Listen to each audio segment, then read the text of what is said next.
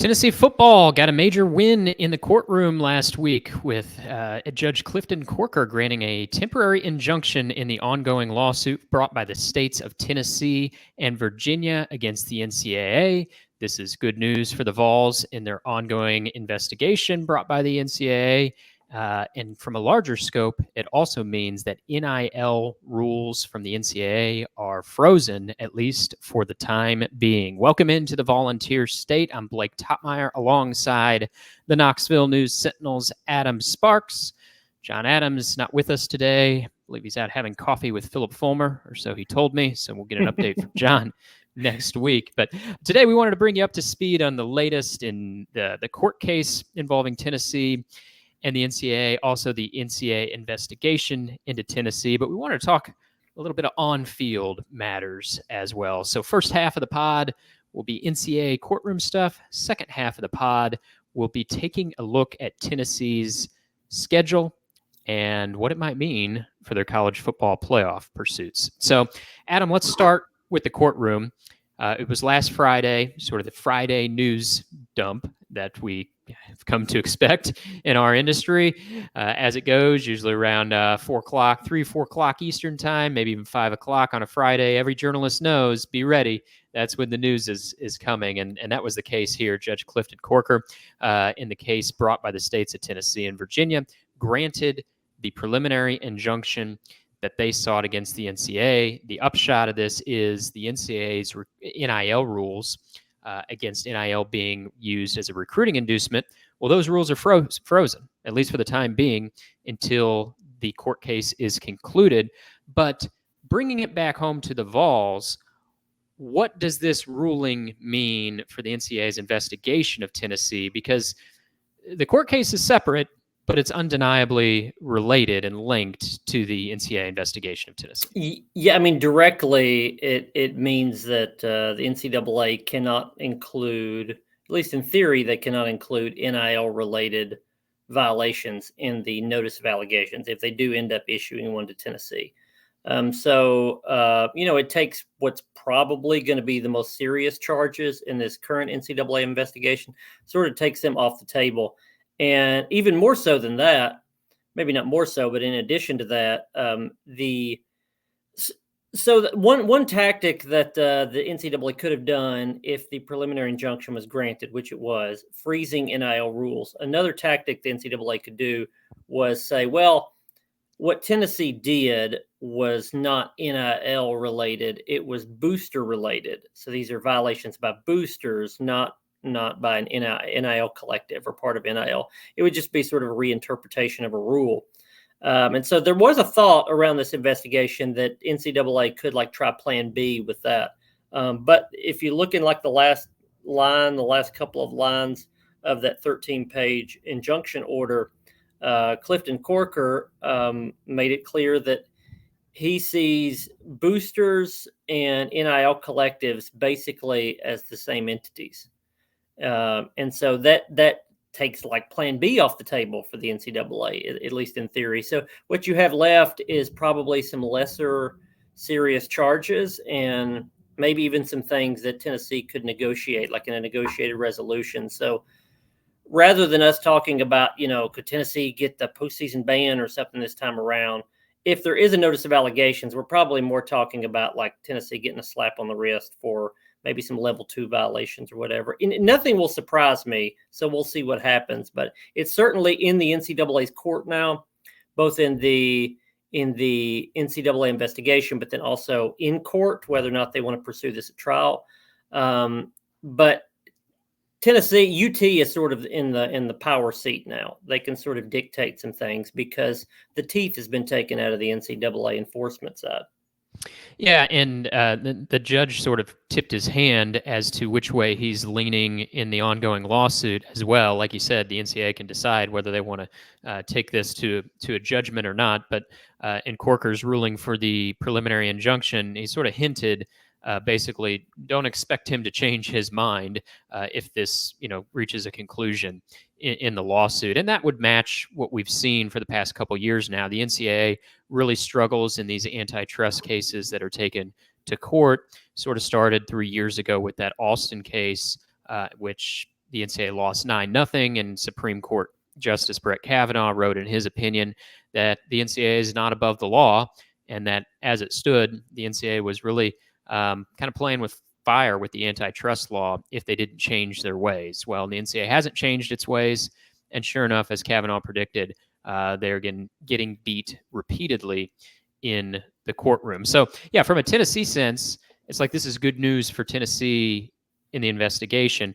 From a broader sense, it means the wild, wild west becomes the wilder, wilder west. Like whatever little guidelines the NCAA had, those now are moot, right? And some would argue that they were moot anyway. Like the NCAA for the first couple of years wasn't trying to enforce their guidelines, but now you can rip up the guidelines and throw them in the trash. They're gone thanks to this injunction. It's kind of like the comment at the beginning of this was from the Tennessee side of things, if you're reading between the lines, was basically rules. What rules?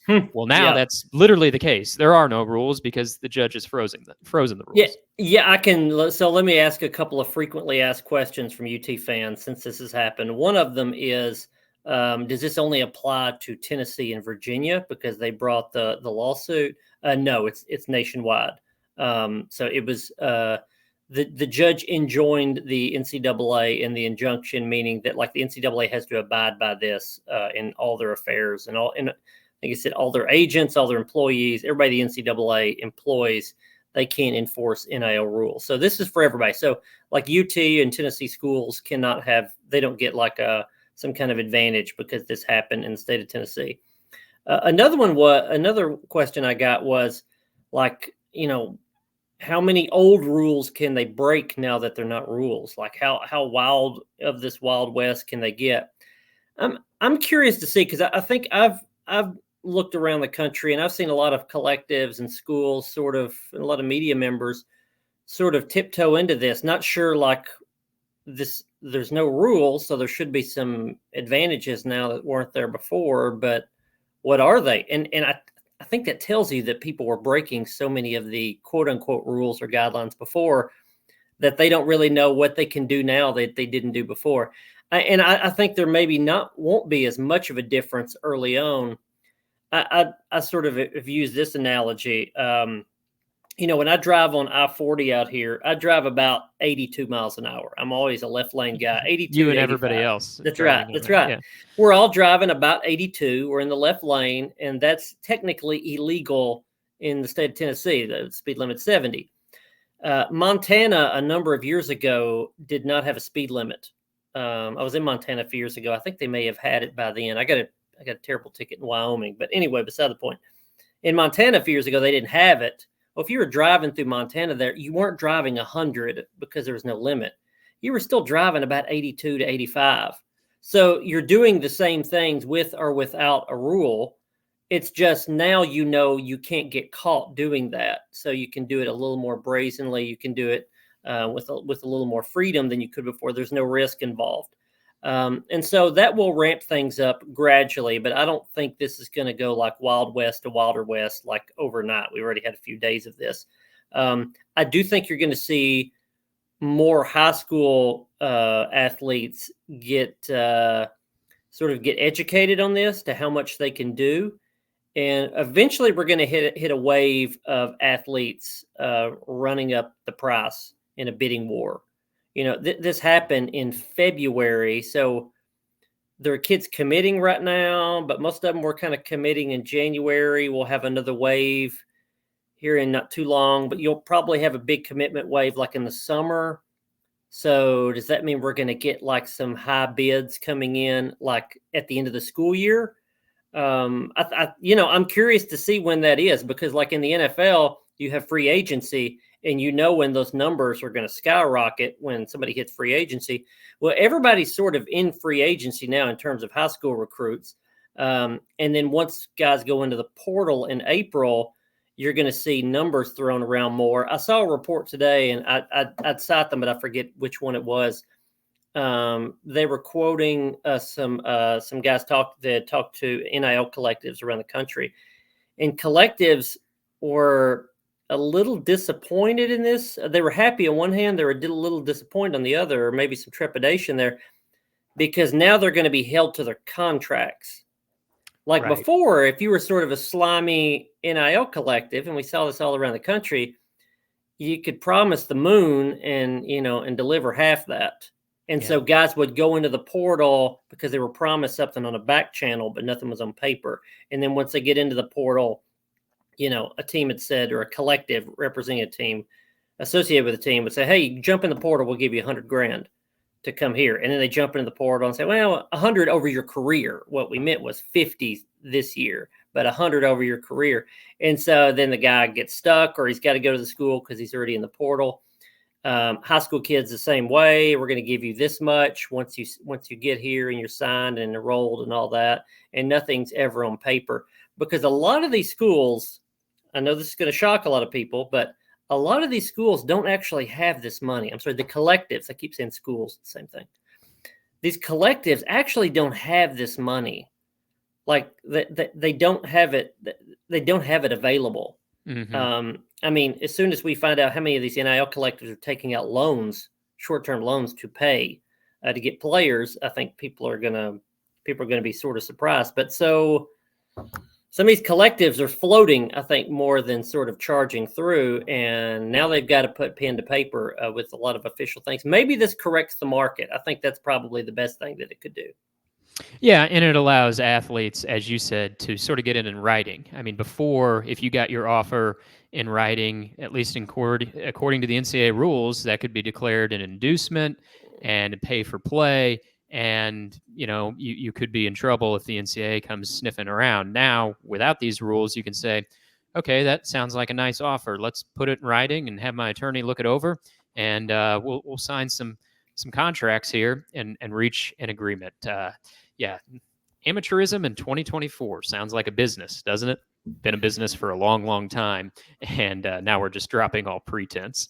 All right, let's leave the courtroom and the NCAA behind and get looking toward the 2024 season. I was starting to think, Adam, recently about teams that could be in playoff contention from the SEC this year, because I think the SEC realistically could qualify about 5 teams for this inaugural 12-team playoff. Used to be, when I thought about whether a team could make the playoff or not, I thought, is this team good enough to go undefeated or like 11-1, 12-1? Because that was the standard to get into a 4-team playoff. If you lost twice, forget about it. You were out, right? You needed to go, even from the SEC, you needed to go 13-0 or lose 1 game. Now, with 12 spots, we know in a lot of years, SEC could get 4 or 5 bids. When you add up the at-large bids with the automatic qualifiers, it's not so much about going undefeated anymore, or even going 11-1. 10-2 from the SEC is going to put you in really good shape to make the college football playoff.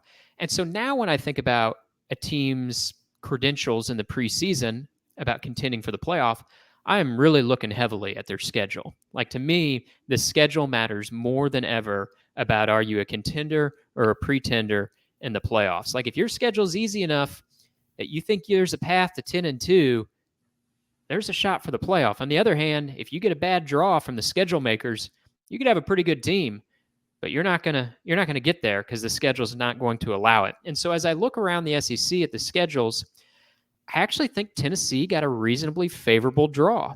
Like in the old system, I'm not sure I would have said that, because they got to face Georgia on the road. Well, I just said in the 4-team playoff, you lose more than once, you're out. Well, you're facing Georgia on the road, you're almost starting the year with 1 loss, leaves you no margin for error. But now that's not the case.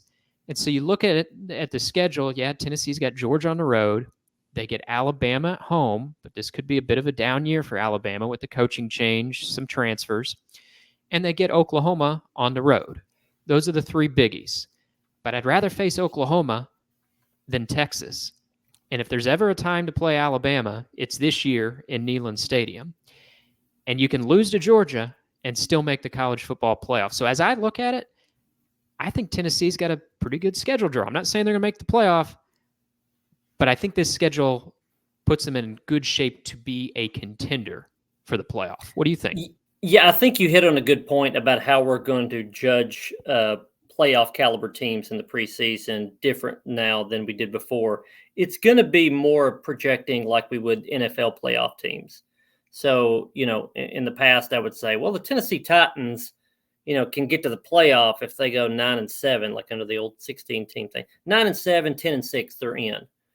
You didn't say, well, the Titans can't get in because the Colts are going to get in and they're in the same division. Well, that makes no difference. You have wild cards. It makes no difference at all, really.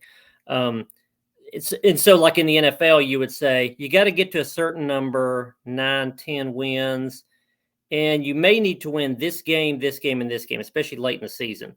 I think that's how we're going to start looking at these teams, because in the past it was, Tennessee can't get to the playoff because they can't beat Georgia to win the East.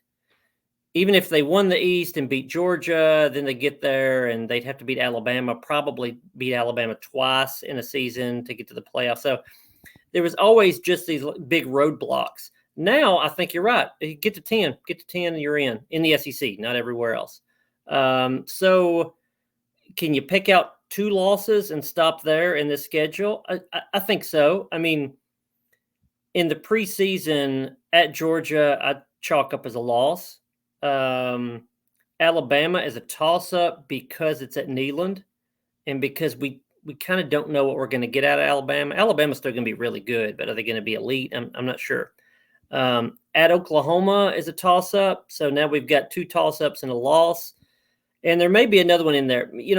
One question I have is which one is going to be Tennessee's dud game? Which is going to be their kryptonite game? The last 2 years they've had a kryptonite game. 2 years ago was South Carolina, a team that on paper Tennessee should beat, and they just fell apart that day, played terribly. They did South Carolina 2 years ago, especially on defense. And last season it was Missouri. And that's also looking at a team, in Missouri's case, of a team that you thought would be a pushover in the preseason, but by middle of the year, you thought, no, this is a really good team. I'll look at Tennessee's schedule, and you, of course, don't know which team that is because that's the whole purpose of them being a surprise. But I don't think it's Kentucky. I mean, Tennessee's not at Neyland Stadium, especially, right? Mississippi State, you could convince me of that late in the year, Jeff Levy getting his offense and all that. But again, that's at Neyland. So I don't think that's it. If the schedule was in reverse in terms of the dates, I actually would go non-conference and say that NC State game. NC State is a team that you could beat by 14. NC State is a team that could be a 9 or 10 win team itself.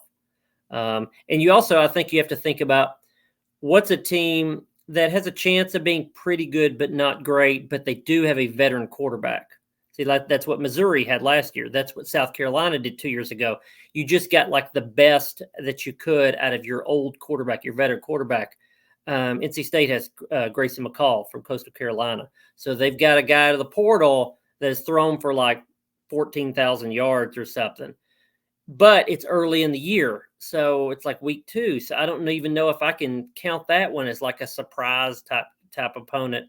But it's also week 2 for Nico, right? That's right. Grayson McCall is still getting his feet under him with a new program, but as good as we think Nico is going to be, that'll be his 3rd career start, and his 2nd career start will be against Chattanooga, right? So that hardly counts. So for all intents and purposes, it'll be his 2nd career start. And boy, we're putting a lot into the Citrus Bowl. And, we fell for this a little bit in the Orange Bowl, although we did warn everybody and ourselves not to say 2 years ago that Joe Milton is great because he saw him in the Orange Bowl. We tried to temper that a little bit. And so the Citrus Bowl, Nico was really good, ran for 3 touchdowns, threw for 1. His overall passing numbers weren't great. He didn't have to be great. They won 35-0. But I will say it's his poise in that game, in that one game, told me that his game is going to accelerate faster than I thought it would. Before the Citrus Bowl, I thought, he's going to have a rough patch early on. They're going to have to try to figure out how to beat NC State while he's sort of learning the ropes. Going to Oklahoma that early in the year, he's probably still going to be trying to go through some growing pains. You just have to survive that, run the ball, play good defense, and tell Nico, don't mess it up yet. We know you'll be a great player, but it probably won't be till October, November. Boy, after seeing that Citrus Bowl, and I'm going against myself here, my own advice, but it really looked like his game could accelerate pretty fast. like that he could play well against NC State and then play even better against Oklahoma. And then by the time you do get him into October, November, when you're playing Alabama and Georgia and all those, you may have a really, really good player. Now, I know there's others on the field that are going to determine this, but I feel better about their playoff chances now and getting on a winning streak early in the year, getting through NC State and getting through Oklahoma. I feel better about that now, not just because of how Nico played in that game, but his poise and his sort of his comfort level. Now that was a neutral site game. NC State will be a neutral site game. Oklahoma will not be. So maybe I changed my mind before then, but they've got the talent at quarterback, but there's other things to go there. If you lose to Georgia, here's the other thing too. Let's look at the schedule. Georgia is week 11 or 12 or something. It's their next to last game. Vandy's their last game. Yeah, so, they got UTEP in there, right? I think it's week 10. Yeah. So the fun thing about that, maybe the good thing for UT fans, is that you don't have that loss already. If you play Georgia in September and you lose, then you're going through the next couple months saying, well, you can only lose one more. You can only lose one more. You don't, in your mind, you don't have to count Georgia as a loss because it's at the end of the year. And so you can take an L early and say, well, you can take one more. Maybe it's Georgia, maybe it's somewhere else. I think the fact that Georgia's at the end of the schedule will probably drum up more optimism as the year goes on because you don't have that early loss, at least not as much of a chance of it. As I mentioned, there's really three big games. Well, there's more than three, but the three biggest games: Oklahoma, Alabama, Georgia. That's kind of the big three, as you sort of alluded to. You go even 1 and 2 in that stretch, you got a shot at playoff qualification if they avoid the stub the toe game. As I look at this, I'm wondering, what do you see as the most important game on the schedule this year for Tennessee? Do you think it's one of those big three? Is it a different one? I've got a thought, but I'm curious to see which direction you'll go. So what's the most important game on the schedule this year for Tennessee? Alabama. I mean, maybe that's a cop out, but it's a toss up for me between Oklahoma and Alabama. But if you tell me that they beat Alabama in Neyland in October, like I said, I still think Alabama's going to be a top 10 team. So I think we have to put some weight on some of these potential wins too. And you like you said earlier on the episode that SEC you think will get like 5 teams in. They'll get between 3 and 5. Let's say 4. You're going to have probably like 3 SEC teams at the end of the year, sort of jockeying for the last wild card spot, the last at-large spot. And so if you're Tennessee and you have a top 10 win over Alabama in October, not early in the year, but closer to later in the year, I think that sort of gets the ball rolling a lot more in your favor. And I think the storyline and the caliber of opponent that's probably going to be in the rivalry and all that, I think that helps you because you would beat probably a top 10 team. I think it would also help you because you beat Alabama. And so that's an obvious one to me, but I think that's the right answer.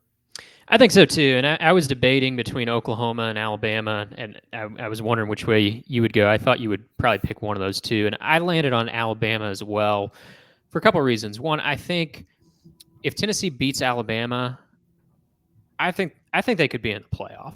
I think the final playoff spot almost could come down to Alabama or Tennessee because Alabama's got a really tough schedule. They're going to lose another game or two somewhere along the line. A loss to Tennessee could knock Alabama out of the playoff picture, but still be enough to boost Tennessee. Who else do they play? Do you remember off the top of your head who else Bama plays? Yeah, they play Texas again, don't they? Bama has Oklahoma. They don't have Texas. They have Oklahoma, but they have LSU on the road. They have Georgia. They have Tennessee. They have Missouri, who should be pretty good again this year. They have Auburn. So those are the big ones. Georgia, Oklahoma, LSU on the road, Auburn, Missouri, and Tennessee. I think I count that as minimum 2 losses outside of the Tennessee game. Yeah, I mean that's 6 tough games. It's realistic to see Alabama going 3-3 in those 6 tough games. I don't think they'll lose to anybody else and finishing 9-3, but that would still look like a sterling win on Tennessee's resume. And I look at the way Tennessee has played throughout the Josh Heupel era, and they've had so much success at Neyland, and we know that they struggle on the road.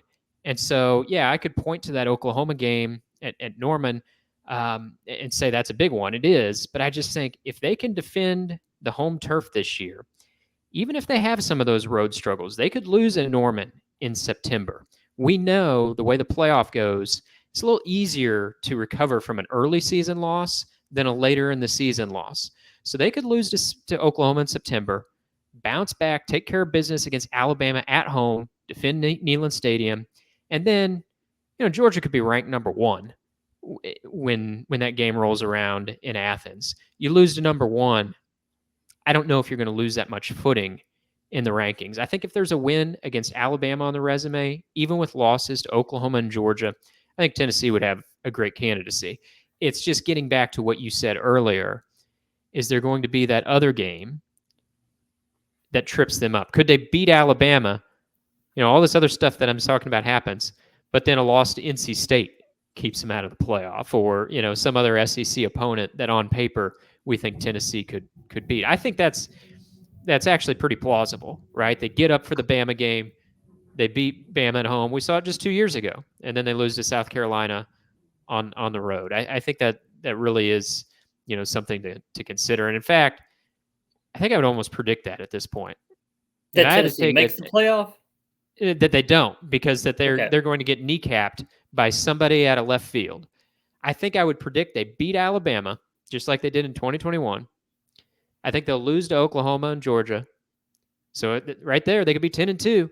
Yeah, but they're going to get kneecapped by somebody else, and they're going to be on the outside looking in at 9-3.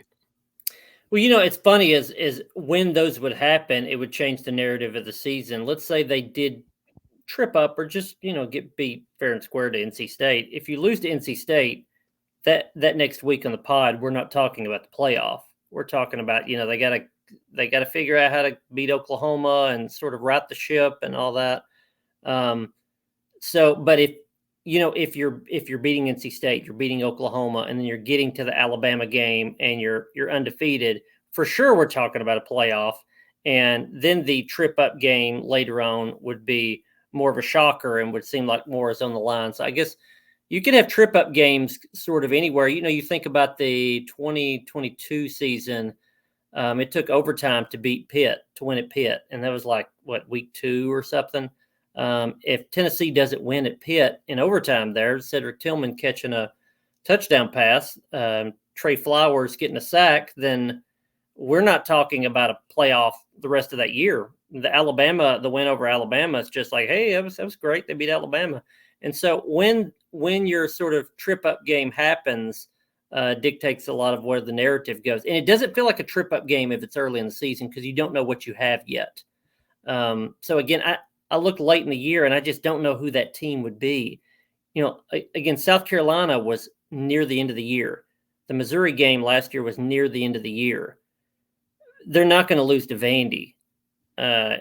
Mississippi State, I guess, would have to be that, or Kentucky, and I just don't feel good about either of those teams coming into Neyland and winning. So back to your original point, the schedule sets up for them to win 10.